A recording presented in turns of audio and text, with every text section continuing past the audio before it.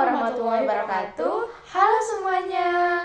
Perkenalkan, nama saya Ilmiatul Ulayan dengan NIM 2024 011 08 10 261 dan Baik, Siti Aptina Indira dengan NIM 2024 011 081 0273. kami dari kelas 2H Prodi Pendidikan Guru Sekolah Dasar Fakultas Keguruan dan Ilmu Pendidikan Universitas Muhammadiyah Mataram. Di sini kami dari kelompok 2B. Di sini kita akan menjelaskan tentang demokrasi nasional dan demokrasi Indonesia. Baik, langsung saja kita ke penjelasannya. Pengertian demokrasi nasional. Demokrasi adalah suatu kebebasan karena hanya melalui kebebasan setiap warga negara bisa saling membagi kekuasaannya. Istilah demokrasi juga berasal dari bahasa Yunani, yaitu demos dan kratos, yang berarti kekuasaan rakyat. Dengan demikian, dapat ditarik kesimpulan bahwa demokrasi merupakan kekuasaan yang dimiliki serta diatur oleh masyarakat. Tujuan diterapkannya demokrasi adalah untuk mencapai keputusan yang menguntungkan masyarakat, diputuskan oleh rakyat, dijalankan oleh rakyat, serta dinikmati oleh rakyat. Meskipun memiliki prinsip yang efektif, penerapannya di berbagai negara, salah satunya Indonesia, masih memiliki beberapa kekurangan dalam berbagai aspek. Hal ini tentu menyebabkan beberapa penyimpangan serta peristiwa yang menjadi luka bagi demokrasi sebagai dasar hidup bermasyarakat dan bernegara mengandung pengertian bahwa rakyatlah yang memberikan ketentuan dalam masalah-masalah mengenai kehidupannya, termasuk dalam menilai kebijakan negara, karena kebijakan negara tersebut akan menentukan kehidupan rakyat. Dengan demokrasi, menganut sistem demokrasi adalah makna demokrasi sebagai dasar hidup bermasyarakat dan bernegara mengandung pengertian bahwa rakyatlah yang memberikan ketentuan dalam masalah-masalah mengenai kehidupannya, termasuk dalam menilai kebijakan negara, karena kebijakan negara tersebut akan menentukan kehidupan rakyat. Dengan demikian, negara yang menganut sistem demokrasi adalah negara yang diselenggarakan berdasarkan kehendak dan kemauan rakyat. Dari sudut organisasi, demokrasi berarti perorganisasian negara yang dilakukan oleh rakyat sendiri atau persetujuan rakyat karena kedaulatan di tangan rakyat. Sejarah perkembangan demokrasi di Indonesia. Sejarah demokrasi di Indonesia dimulai pada abad ke-20 setelah menyatakan kemerdekaan Mawardi 2022. Berikut merupakan sejarah perkembangan demokrasi di Indonesia. Yang pertama, demokrasi parlementer pada tahun 1945 sampai dengan 1959. Menurut Mawardi 2022, demokrasi parlementer merupakan konsep pemerintah di suatu negara yang memberikan otoritas kepada parlemen untuk mengerjakan tugas-tugas negara. Sistem demokrasi parlementer cenderung mengikuti demokrasi liberal. Tokoh-tokoh Indonesia yang menganggap bahwa demokrasi parlementer penting diterapkan adalah Muhammad Hatta dan Sultan Syahrir. Muhammad Hatta menentukan bahwa kedaulatan seharusnya berada di tangan rakyat. B. Demokrasi terpimpin. Demokrasi terpimpin muncul akibat dekret presiden pada 9 Juli 1959. Lewat dekret yang dikeluarkan Insinyur Soekarno, Badan Konstituante dibubarkan dan Undang 1950 digantikan kembali pada Undang-Undang 1945. Oleh karena itu, kekuasaan presiden kini kembali mendominasi segala bentuk kebijakan maupun wewenang dipusatkan pada suatu pemimpin pemerintahan. Demokrasi terpimpin juga kerap kali disebut sebagai demokrasi pemerintah tunggal. Sebab itu, ciri khas dari masa ini adalah kehadiran dari sang presiden sebagai pemimpin pemerintah. Tujuan utama diterapkannya sistem demokrasi terpimpin adalah untuk memperbaiki stabilitas politik dan menaikkan peran presiden sebagai kepala negara juga kepala pemerintahan. Bertolak belakang dengan demokrasi parlementer. Demokrasi terpimpin justru cenderung menyerap ideologi komunisme dalam sistemnya. Mawardi 2022 pada masa ini di ideologi Nasakam nasionalisme agama komunisme juga dibentuk dengan tujuan mempersatukan pemahaman masyarakat mengenai hidup berbangsa dan bernegara. Demokrasi terpimpin berhenti diterapkan di sekitar tahun 1965 akibat pergerakan G305 atau PKI. Hal ini dikarenakan sistem pemerintahan yang cenderung ke komunis mendukung perkembangan PKI sehingga terjadi pemberontakan. Tujuan partai PKI adalah untuk menjadikan negara Indonesia menganut ideologi komunis seutuhnya.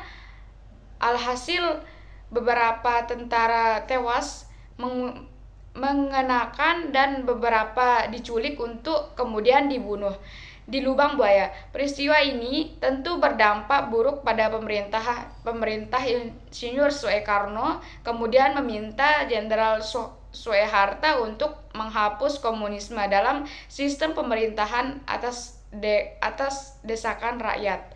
Lanjut, kita ke yang C tentang demokrasi Pancasila pada masa Orde Baru pada tahun 1965 sampai 1998. Pada masa Orde Baru ini, setelah peristiwa G305 PKI dan menyerahkan jabatan kepada Soeharto, demokrasi Pancasila pada era Orde Baru ini mulai diterapkan sesuai dengan namanya. Era ini menjadikan Pancasila sebagai dasar dan sistem pemerintahan. Pada masa ini, Soeharto beserta pasukannya yang dibentuk berhasil membubarkan PKI. Tidak hanya dibubarkan, namun setiap orang yang merupakan anggota PKI maupun dianggap berhubungan dengan PKI akan langsung dieksekusi di tempatnya. Akibatnya 500.000 hingga 3 juta orang tewas dibantai. Penyimpangan lain juga masih terjadi pada masa itu. Dilansir dan di detik.com, pemerintah merupakan penyimpangan di era Orde Baru.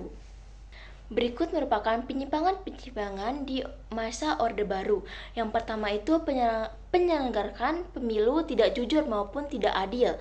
Dan yang kedua itu penegakan kebebasan politik untuk PNS atau pegawai negeri sipil. Yang ketiga itu kekuasaan kehakiman dan dianggap tidak dapat berdiri sendiri sebab para hakim merupakan anggota PNS Departemen Kehakiman. Yang keempat itu jaminan kebebasan mengumumkan pendapat masih sangat kurang. Yang kelima itu sistem kepartaian terkesan otonom dan berat sebelah. Dan yang keenam itu praktik kolusi, korupsi dan nepotisme semakin meluas dan menimbulkan berbagai dampak negatif. Demokrasi pada masa ini memang memiliki dasar Pancasila, namun penerapannya masih kurang, sehingga menyebabkan berbagai penyimpangan. Orde Baru diakhiri dengan krisis moneter yang terjadi akibat dampak dan krisis ekonomi di negara-negara Asia lainnya. Terjadi inflasi di berbagai daerah serta KKN yang semakin besar.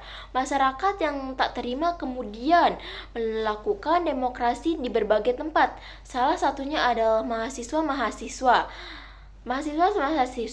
pada 12 Mei 1998, 4 mahasiswa tersakiti tewas tertembak akibat demonstrasi yang dilakukan di daerah tersebut. Kematian 4 orang yang kini dianggap sebagai pahlawan reformasi kemudian semakin memincang amarah masyarakat. Demonstrasi dan kekacauan terjadi di mana-mana, memaksa Soeharto untuk mengundurkan diri dari jabatannya. Dengan kemunduran Presiden Soeharto, demokrasi Pancasila pada Orde Baru juga berhenti diterapkan. Dengan demikian, dapat ditarik kesimpulan bahwa penerapan demokrasi di Orde Lama terpimpin dan di Orde Baru masih memiliki kemiripan. Langsung saja kita ke yang keempat, tentang demokrasi era reformasi pada tahun 1998 sampai sekarang. Demokrasi berakhirnya rezim 32 tahun dan turunnya Soeharto, era Orde Baru digantikan oleh era reformasi. B.J. Habibie menggantikan Soeharto dan menerapkan reformasi. Sebagai presiden selanjutnya, Habibie berhasil menciptakan era reformasi serta perkembangan secara besar-besaran di berbagai sektor dalam bidang misalnya pada era Habibie diterbitkan Undang-Undang Nomor 40 tahun 1999. Demokrasi era reformasi menerapkan nilai-nilai Pancasila di dalamnya. Kita selanjutnya ke prinsip-prinsip. Prinsip-prinsip dasar dalam demokrasi nasional. Sesuatu pemerintahan dimulai demokratis apabila dalam mekanisme pemerintahannya diwujudkan prinsip-prinsip demokrasi. Prinsip-prinsip tersebut berlaku universal. Maksudnya adalah keberhasilan suatu negara dalam menerapkan demokrasi dapat diukur berdasarkan prinsip-prinsip tersebut. Tolak ukur tersebut juga dapat digunakan untuk menilai keberhasilan pelaksanaan demokrasi di negara lainnya. Prinsip-prinsip demokrasi yang berlaku universal yaitu yang pertama itu adanya pembagian kekuasaan dalam negara berdasarkan prinsip demokrasi dapat mengacu pada pendapat Johann Locke mengenai trins politik. Kekuasaan negara terbagi menjadi 3 bagian yaitu eksekutif, legislatif, dan yudikatif. Ketiga lembaga tersebut memiliki kesejajaran sehingga tidak saling menguasai. Prinsip-prinsip negara demokrasi yang telah dibahas tadi kemudian dituangkan ke dalam konsep yang lebih praktis sehingga dapat diukur dan dicirikan. Ciri-ciri ini yang kemudian dijadikan tolak ukur untuk mengukur tingkat pelaksanaan demokrasi yang menjalan di suatu negara. Tolak ukur tersebut meliputi 4 aspek, yaitu pertama, masalah pembentukan negara. Proses pembentukan kekuasaan akan sangat menentukan kualitas, watak, dan pola hubungan yang akan terbangun. Yang kedua, dasar kekuasaan negara. Masalah ini menyangkut konsep legitimasi kekuasaan serta pertanggungjawaban secara langsung kepada masyarakat. Yang ketiga itu susunan kekuasaan negara. Kekuasaan negara hendaknya dijalankan secara distributif. Hal ini dilakukan untuk menghindari pemusatan kekuasaan dalam suatu tangan. Yang keempat itu masalah kontrol rakyat. Kontrol masyarakat dilakukan agar kewajiban yang diambil oleh pemerintah atau negara sesuai dengan keinginan rakyat. Baik, langsung saja kita kesimpulannya. Demokrasi nasional merupakan sistem pemerintahan yang menetapkan kedaulatan di tangan rakyat, dijalankan berdasarkan nilai-nilai Pancasila serta Undang-Undang Dasar 1945. Dalam praktiknya, demokrasi di Indonesia telah mengalami berbagai fase, mulai dari demokrasi parlementer, demokrasi terpimpin, demokrasi Pancasila di masa Orde Baru, hingga demokrasi era reformasi yang berlangsung hingga kini. Setiap fase memiliki karakteristik, kelebihan, dan tantangan tersendiri. Perjalanan panjang demokrasi di Indonesia menunjukkan adanya proses pembelajaran politik yang kompleks. Kegagalan dan penyimpangan pada masa lalu menjadi refleksi penting bagi keberlangsungan demokrasi ke depan. Pada era reformasi, demokrasi menunjukkan kemajuan dengan adanya kebebasan pers, pelaksanaannya pemilu yang lebih adil, dan penghargaan terhadap hak asasi manusia serta keberagaman. Prinsip-prinsip dasar dalam demokrasi nasional seperti pembagian kekuasaan, pemilu yang bebas, manajemen yang terbuka, kebebasan individu, peradilan yang independen, serta supremasi hukum menjadi tolak ukur bagi keberhasilan pelaksanaan demokrasi. Penerapan prinsip-prinsip ini harus senantiasa dijaga agar demokrasi di Indonesia tidak hanya menjadi simbol, melainkan mampu mewujudkan pemerintahan adil, transparan, dan berpihak kepada masyarakat. Baik, itu saja dari presentasi kami. Kurang lebihnya mohon dimaafkan. Assalamualaikum warahmatullahi wabarakatuh. Assalamualaikum warahmatullahi wabarakatuh. Perkenalkan, nama saya Ilma Yautule dan teman saya Baik, Siti Aptina Indira. kami dari kelompok 2B dan kita di sini untuk mewawancarai kakak tingkat kita tentang demokrasi di Indonesia. Baik, langsung saja ke videonya. Assalamualaikum warahmatullahi wabarakatuh. Nah, di sini lagi kita ketemu nih sama kakak tingkat kita. Siapa namanya, Kak? Arka. Oh, Arka, Kak Arka. Di sini Kak, boleh kita wawancarai? Nah, Kak, kita mewawancarai Kakak tentang demokrasi Indonesia. Menurut Kakak, demokrasi Indonesia itu apa sih pandangan Kakak? Walaupun dilihat daripada pemikiran atau metodologi yang kemudian berkembang di demokrasi Indonesia ini, saya cukup merasa bagus. Demokrasi Indonesia ini memberikan suatu peluang yang sebesar-besarnya kepada masyarakat Indonesia untuk memilih dan dipilih. Dan selain daripada itu, ada dampak negatif yang kemudian hadir daripada demokrasi Indonesia ini. Kita lihat saja daripada aspek politik. Lewat daripada aspek politik, masyarakat diberikan hak yang sebesar-besarnya untuk memilih, baik dia daripada kalangan miskin, baik dia dari kalangan yang kemudian tidak tahu dan masalah politik dan segala macam, dia diberikan suatu kebebasan untuk memilih.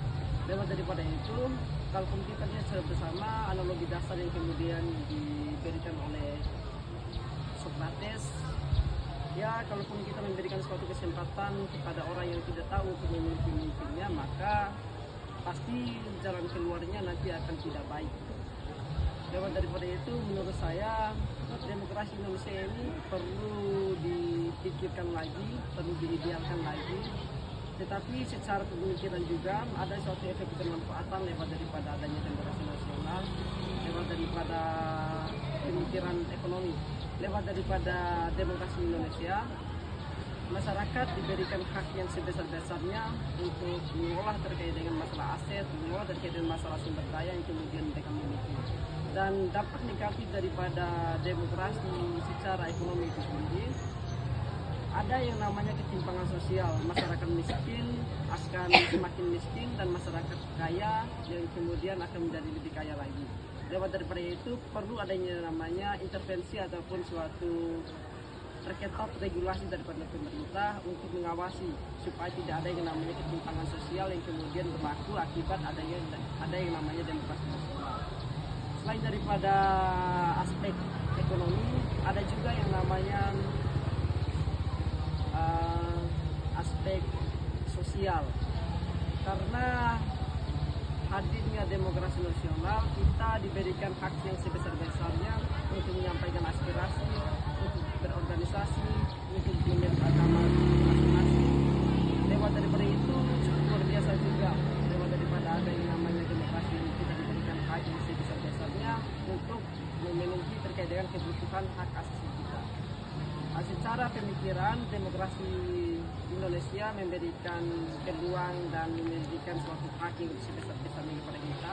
Namun secara praktik masih banyak suatu hal yang menjadi suatu kekurangan, baik daripada praktik politiknya, baik daripada praktik ekonominya maupun sosialnya. Karena kalaupun kita lihat juga secara politik, banyak sekali para kaum oligark yang kemudian memanfaatkan jabatan, yang kemudian memanfaatkan uangnya. Mereka mensuap ataupun memberikan uang kepada rakyat-rakyat yang kemudian tidak tahu terkait dengan masalah politik ini untuk memilih mereka sendiri. Lewat daripada adanya politik Indonesia itu sendiri, ya sehingga memudahkan demokrasi ini sejalan sesuai dengan apa yang kemudian telah direncanakan. Menurut saya seperti itu. Ya, terima kasih Kak atas pendapatannya. Assalamualaikum warahmatullahi wabarakatuh. Nah, di sini kita akan mewawancarai salah satu kating kita yang kita temui di kampus ini. Nah, Kak, boleh perkenalan nggak? Oke, jadi perkenalkan, nama saya Harul, saya dari Fakultas Teknik. Ya. Kakak, di sini kita mau nanya tentang apa sih menurut Kakak tentang demokrasi di Indonesia itu? Oke, jadi kalau demokrasi di Indonesia adalah bagian paling penting dalam sistem pemerintahan, yang dimana yang paling tinggi ataupun yang paling memiliki kekuasaan tertinggi adalah rakyat, dimana itu baik itu dia akan berpartisipasi secara langsung ataupun nanti akan diwakilkan. Ya, jadi tujuan demokrasi itu untuk salah satunya adalah bagaimana kedaulatan rakyat itu bisa terjunjung tinggi dan mendapatkan hak asasi manusia dan tidak ada namanya penyalahgunaan kekuasaan. Itulah salah satu tujuan dari pada demokrasi. Ya mungkin itu aja yang saya tahu tentang demokrasi kayaknya. Atau ada lagi pertanyaan? Sudah, itu aja Kakak. Oh iya, Terima oke. kasih. Terima kasih sama-sama. Assalamualaikum warahmatullahi wabarakatuh. Di sini saya ketemu lagi dengan kakak siapa? Adit, Nah, kakak di sini saya wawancarai boleh? boleh. Oke, saya mewawancarai kakak tentang demokrasi Indonesia. Apa sih yang kakak ketahui tentang demokrasi di Indonesia? Kalau untuk demokrasi yang saya tahu di Indonesia adalah contohnya itu seperti pemilihan pimpinan atau setiap kepala daerah, semacam pemilihan kayak DPR, pemilihan bupati juga itu termasuk pemilihan bagian dari pemilihan demokrasi. Itu aja kakak. Ya mungkin itu aja mungkin yang saya tahu. Oh itu ya, terima kasih kakak. Oke. Assalamualaikum warahmatullahi wabarakatuh. Nah, di sini ketemu lagi nih sama kakak tingkat kita. Nah, Kak, perkenalan dong, siapa namanya? Perkenalkan, nama saya Sadam Putra Bina, biasa dipanggil Bina. Oh ya. By the way kak, boleh kita wawancarai kakak? Boleh. Kita wawancarai kakak itu tentang menurut kakak apa sih menurut kakak itu tentang demokrasi Indonesia di Indonesia? Oh iya Mas. Tentang demokrasi yang ada di Indonesia itu adalah suatu sistem demokrasi yang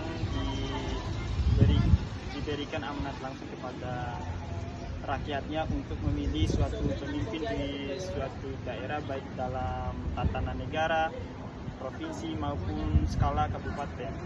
Dan di situ sistem demokrasi di Indonesia berdasarkan asas Pancasila. Terus sistem demokrasinya itu dengan cara kita melakukan pemilihan, contohnya seperti pemilihan bupati, pemilihan presiden, dan pemilihan kepala legislatif lainnya. Itu aja kak. Ya, mungkin itu aja pandangan dari saya. Sekian. Oh iya, terima kasih kak. Itu atas pandangannya. Iya. Assalamualaikum warahmatullahi wabarakatuh. Nah, di sini kita ketemu lagi dengan kakak. Siapa namanya? Kita. Ya, kita. Nah, Kak Dita, kakak boleh kita wawancarai nggak? Boleh. Nah kan tadi di sini kita akan wawancarai kakak itu tentang demokrasi Indonesia. Apa sih menurut kakak itu demokrasi Indonesia itu? Pandangan kakak aja. Kalau dari pandangan saya, kalau demokrasi Indonesia kan dia ini kan demokrasi itu adalah birokrasi tertinggi yang ada di Indonesia ini.